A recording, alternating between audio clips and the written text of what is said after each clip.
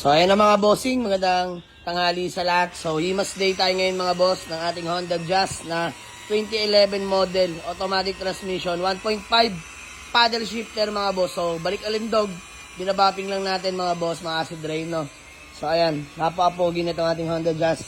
Newly registered till next year na yan mga bossing.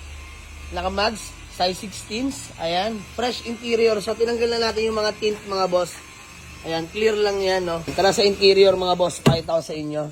Ayan, fully detailed na rin interior niyan, mga bossing. So, ayan ang ating Honda Jazz. Automatic paddle shifter na yan, mga bossing. Ayan, yung back seats. Napaka-solid ng ating Honda Jazz. So, 87k orig mileage to, mga bossing. Legit first own po tong ating Honda Jazz. So, batang-bata pa yung milyahe, mga bossing.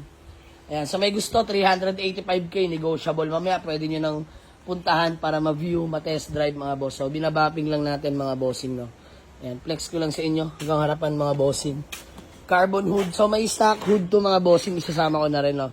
Andiyan, nasa loob lang yung stock hood. Ito, naka-carbon yung inabit natin mga bossing. Ayan, fog lamps, working yan. 2011 model.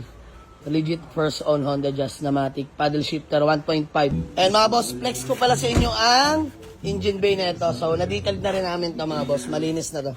Ayan, pakita ko sa inyo. Ang gaan. So, ayan yung engine bay mga boss. Naka-Amaron battery. Naka-air filter na. Ganda mga bossing.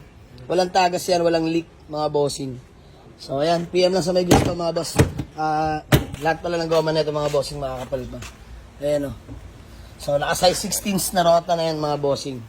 385k lang. Negotiable.